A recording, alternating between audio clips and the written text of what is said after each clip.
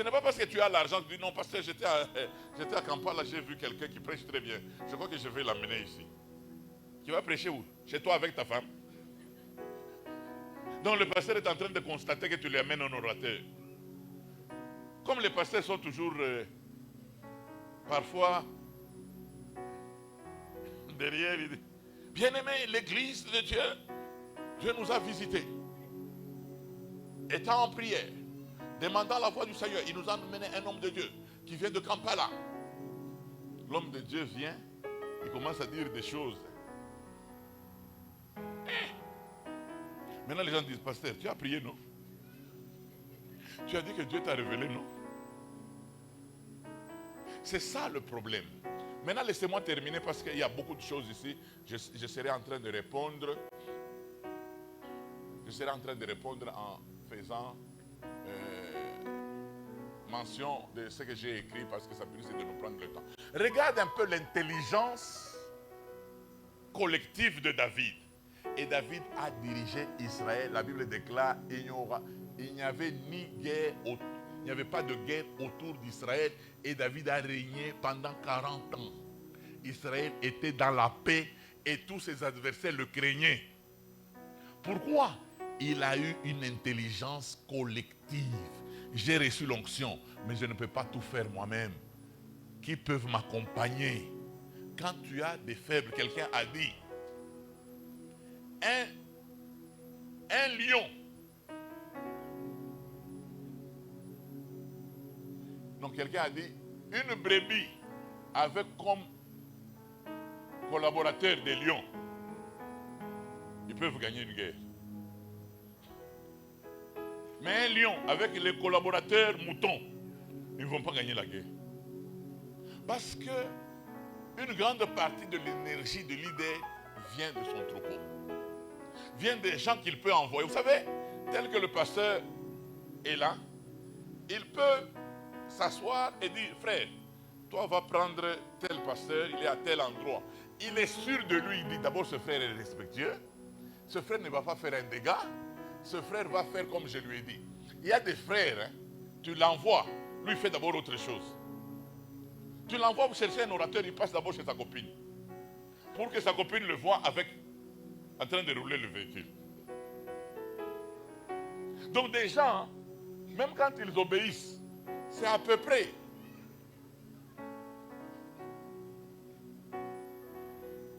Vous dites non, vous allez prier toute l'après-midi.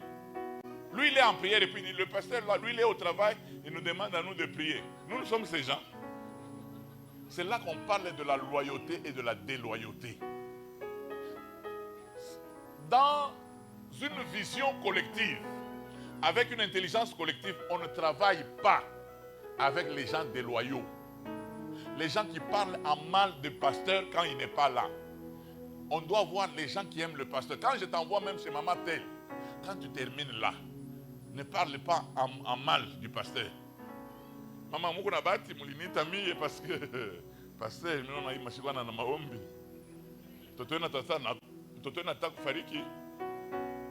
Moi, je suis un homme de feu. C'est pour ça que moi, je dis aux jeunes, si nous, vous n'avez pas gardé l'évangile ici, vous allez croire en quoi? Maintenant que vous êtes en train de dire, une génération s'en va, une autre revient. Si nous, on vous avait donné, on vous avait fait boire le mazout, vous allez croire en quoi? Mais nous avons gardé l'évangile, nous commençons à vieillir. Soyez quand même reconnaissants envers nous. Quand vous avez le jambon, vous nous coupez un peu. Vous savez, je suis en train de préparer ma ferme. On me dit, papa, tu es en train de préparer la ferme. J'ai dit, papa, je veux prendre ma retraite. Il dit, non, dans les choses de Dieu, on ne prend pas la retraite. J'ai dit, papa, les enfants qui viennent après nous sont mal éduqués. Ils vont prendre la dîme et ils ne vont rien nous donner. Laisse-moi me préparer déjà avec mon champ. Hein. Comme ça, même s'ils ne donnent rien, au moins je vais au champ. J'attrape quelque chose. Ils font ce qu'on appelle le stoppage à la source. Parce que si tu ne fais pas attention, ces gaillards peuvent retirer la dîme dans toutes les maisons. Toi, tu dis que non, tu commences même à prier au Seigneur. Donne le cœur à tes enfants. Ah, le cœur est là. Il y a les inspecteurs des finances qui sont déjà passés là. Il faut faire attention. Hein. Nous avons besoin de gens qui peuvent penser à l'église. Quelqu'un peut dire Amen? Je crois que je vais m'arrêter par là pour avoir quelques questions.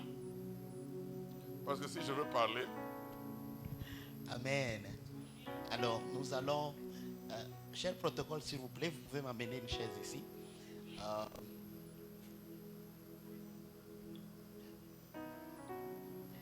Nous allons prendre des questions à série de 3.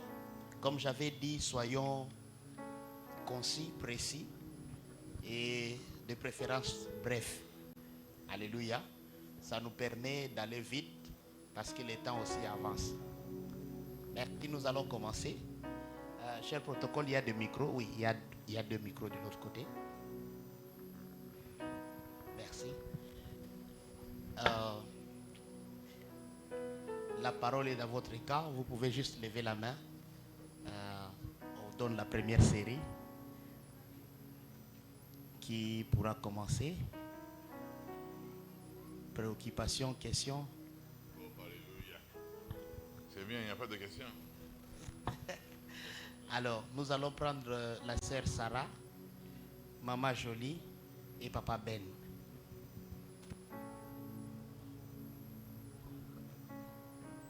En français, en kimono. Ok. Alors, merci pour la parole, papa. Ma question tourne autour du point que vous venez de soulever. Vous avez dit que les visionnaires n'est pas toujours les plus forts. Alors, la question se tourne autour de celle-ci.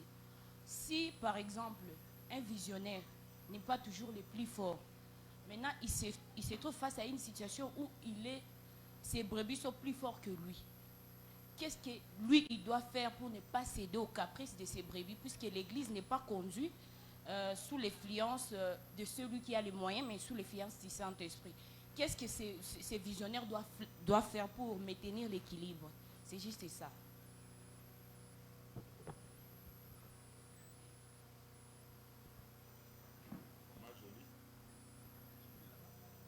D'accord. Merci beaucoup. Vous comprenez qu'on a un peu du mal à poser des questions parce qu'on se retrouve à l'église, on tout dit Amen, Amen. C'est difficile de contredire. Il faut contredire. Ça va, merci beaucoup.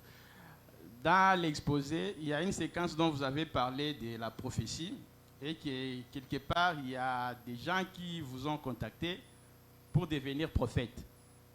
Et vous avez dit, vous n'avez pas l'amabilité ou la capacité de faire quelqu'un. David aliutilize juu avalorize bale watu na bafikie kiwango ya kumsaidia juu baweze kushinda vita. Ya pili, papa, avec l'expérience que nous avons, utakuta mkanisa mtumisha anawazia anajua yote. Ukasema unamshauria, anasema c'est moi le leader ici. Mie njo Roho Mtakatifu anapaswa ongelea yote.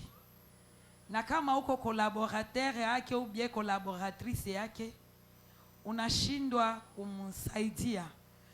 Batu kama na bale unaweza kubashauria nini? Asante. Ok. On démarre.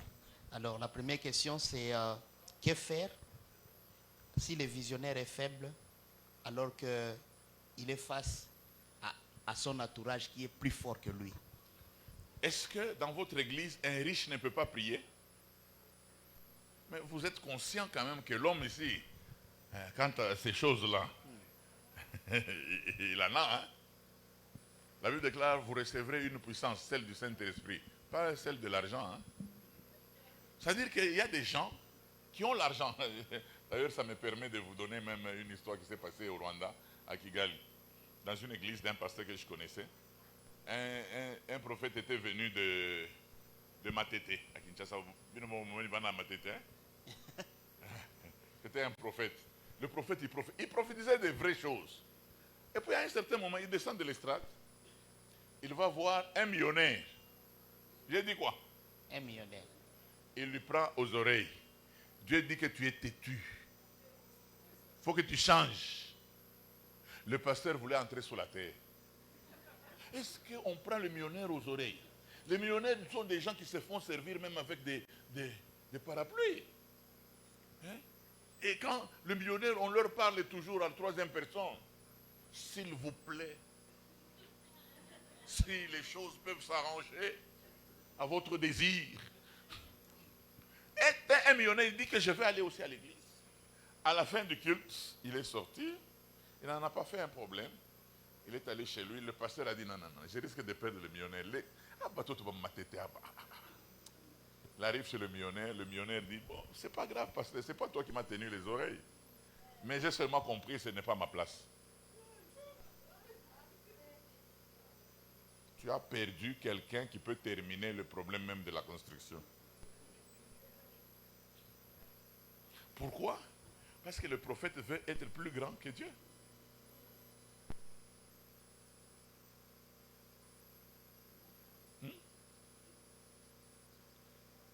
Vous savez que David, quand il est tombé dans l'impudicité, vous savez qu'il y a eu un prophète qui a reçu le message, qui est venu parler à David. Est-ce qu'il a parlé comme Jean-Baptiste? Et toi, pécheur impudique? Il a commencé par une histoire. Il y a un homme qui avait ses brebis, mais quand il a reçu le visiteur, il est allé prendre la chèvre du pauvre pour préparer pour ses visiteurs. David, lui, il s'élève et dit, non, non, cet homme doit mourir, s'il existe un... Il dit, le prophète lui dit, David, c'est toi. Tu as eu envie de prendre une femme. Si tu avais besoin de femme, tu m'aurais demandé, dit le Seigneur. Mais tu es allé prendre la femme de ton soldat, la seule, et tu l'as fait tuer. L'épée ne s'éloignera pas de ta maison. David est tombé par terre. Il a demandé pardon. C'était ça qui était la force de David. Pourquoi? Parce que le prophète savait comment parler. Mais moi, tu dis, tu entres dans la maison du général. Ouais, utafariki kama umsikie Bwana Mungu. Utatoka. Parce que tu n'as pas. La sagesse. C'est-à-dire que quelqu'un peut avoir de l'argent. Il sait qu'à l'église, c'est le pasteur qui conduit le peuple de Dieu. Lui aussi, il lui est demandé de vous respecter. Vous aussi, il vous est demandé d'avoir du respect envers les gens qui sont puissants. Vous priez avec le gouverneur. Vous dites, bon, nous avons voyagé. Après, nous avons une femme à désordre. Le langage, hein? La Bible déclare que vos paroles soient assaisonnées de sel, afin que vous sachiez comment parler à tout un chacun. Ma soeur, ça va? J'ai répondu. Hein? Un peu. J'ajoute quoi? C'est-à-dire quand quelqu'un a l'argent, il est à l'église. Il est d'abord converti, non? Vous pensez que c'est le boss de Bougna? C'est d'abord un chrétien. Et il sait que ici, le boss, hein, c'est le pasteur. Quand le pasteur donne un programme, il suit le programme. Il ne doit pas venir à l'église pour dominer le pasteur, non. Donc vous êtes sûr que dans tout ce tel que nous sommes là, vous tous, le pasteur vous dépasse en argent. Il y a des gens qui ont plus d'argent que lui. Mais ici, c'est lui. Moi, à la génération Joël, j'ai des gens qui ont des séries de maisons. Mais ici, c'est moi. Hein? Série de maisons là-bas, allez donner les ordres aux séries de maisons. Ici, c'est moi. Et j'ai besoin de ces gens.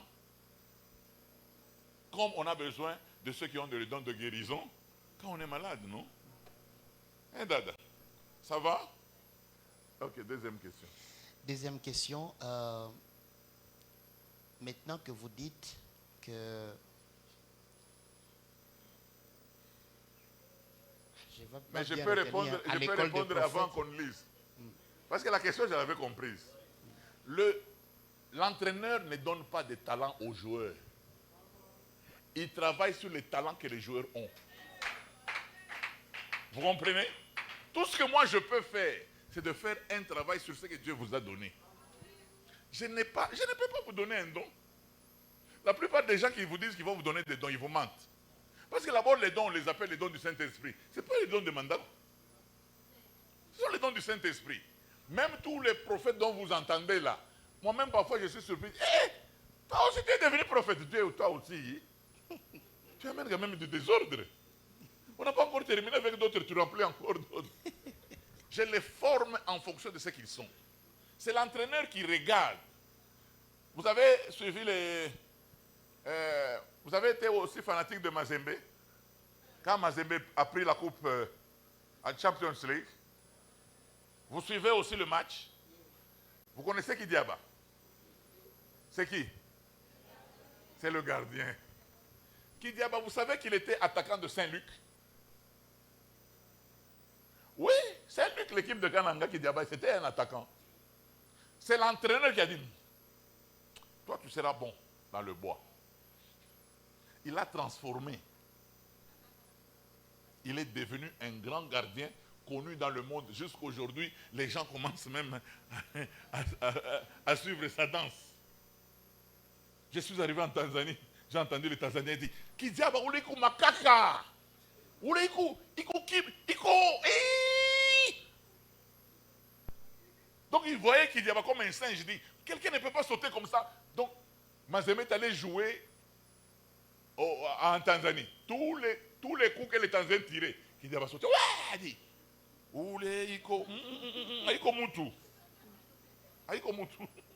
C'est-à-dire qu'il est devenu grand dans son domaine. L'entraîneur peut te regarder. Tu dribbles, mais te dit non. Le numéro 9, c'est un tueur. On doit avoir un tueur au numéro 9. Vous savez, il voit. Moi, j'ai vu par exemple un homme comme Mourinho. Mourinho, il va jouer contre Marseille. Mais malgré qu'ils ont gagné Marseille, Mourinho dit à Drogba, dit, tu n'as pas un frère en Côte d'Ivoire comme toi, je peux l'acheter. Parce que, en tout cas, toi, tu es un bon joueur. Drogba lui dit, non, Dieu va permettre que tu aies l'argent et tu vas m'acheter. Tu n'es pas un autre frère. Quand il revient en prenant la coupe avec Porto, Chelsea le sollicite. Abramovich lui dit, il y a l'argent ici, tu achètes qui? Abramovich dit, nous pouvons acheter tous les stars. Il dit, j'ai un petit que j'ai vu en France, Didier Drogba. Il tourne en vitesse. Je n'ai pas vu un joueur comme ça dans ma vie. Il est allé prendre Drogba. Chelsea avait déjà fait 50 ans sans prendre la coupe. Chelsea a pris la coupe. À cause de Drogba. En fait, l'entraîneur voit ce que les autres ne voient pas. C'était brebis. Non, un prophète n'épouse pas ses brebis. Un prophète, il y a des gens qui disent, oh, je vous dis. Vous savez, les sœurs nous donnent du respect. Quand tu dis seulement des choses qu'on ne dit pas aux femmes, elles manquent du respect. Ah, je ne veux pas venir. Tu dis, ma soeur, on peut se voir à 15h. Ah, je suis occupé. Pourquoi? Parce que tu as dit ce qu'on ne dit pas aux gens. C'est-à-dire, un prophète, vous savez, ce n'est pas bon quand toi tu viens demander à une sœur, en tant que serviteur de Dieu, tu le demandes en mariage, et puis, tu ne tiens pas à ça. Et puis, il te voit ici en train de prêcher. La brebis est en train de dire quoi? Ah, dis vos histoires là, je ne vais pas venir. C'est lui qui a commencé le séminaire, je ne viendrai même pas. C'est pour cela qu'un serviteur, vous devez fournir un effort, un semeur sorti pour s'aimer. Donc quand vous sortez, c'est un coup, une flamme. Amen. Vous comprenez? Il ne faut pas être comme une abeille, vous touchez partout. Vous avez déjà suivi, dans la chorale, vous avez suivi toutes les sœurs. Maintenant, vous faites quoi? C'est pas normal. Maintenant, quand tu donnes un cantique, les autres ne répondent pas. Maintenant, c'est l'église qui souffre à cause de ton impudicité. Amen. Amen. La troisième question, quelle est la stratégie que David a utilisée pour transformer les vauriens en vaillants? Vous voyez, moi par exemple, tel que je suis visionnaire, pour moi quand je vous regarde, vous êtes ma matière première. Je suis en train de voir comment vous amener à l'excellence. Je prends l'exemple d'une sœur. Elle était, un homme l'a prise en mariage parce que cet homme était déjà marié, il a divorcé, il l'a prise en mariage et puis ils ont fait 3 enfants. Et puis l'homme s'est souvenu de sa femme. Il est revenu à sa femme. Il l'a abandonnée. Nous, on priait avec elle. Je l'ai prise. J'ai commencé à la travailler. J'ai dit, tu seras interprète. J'ai commencé à la former. Je l'ai remis à l'école. Elle a étudié, elle a terminé l'université. À la génération Joël, elle a attrapé même du travail. Aujourd'hui, elle est parmi les meilleurs interprètes. Quand j'arrive, parfois elle pouvait avoir le problème de Minerval, j'ai payé le Minerval. Quand j'arrive, elle ne manque pas de me donner $100. Hein. Au lieu que je lui donne de l'argent, maintenant elle est une bénédiction pour moi. Alors que même sa famille l'avait rejeté, ils l'ont dit, tu vas faire les études, qui va te payer? Il ne faut pas suivre le révérend. Lui, il dit toujours des choses comme ça. Je dis, toi, étudie. Je sais que tu es intelligente. Elle a étudié, elle a terminé les études. Aujourd'hui, quand tu la vois, mais les hommes font maintenant la queue. Les hommes font la queue parce qu'elle a son argent, elle est belle, elle est intelligente, elle interprète. Maintenant, toi, tu fais quoi? Toi, on va t'épouser à cause de la virginité seulement. Tu es impoli et on va te chercher pour la virginité seulement. Toi, tu joues. Hein? On t'a dit que on est dans une crèche. C'est comme ça, tous ces gens ici, il n'y a personne qui va devenir grand par lui-même. C'est quand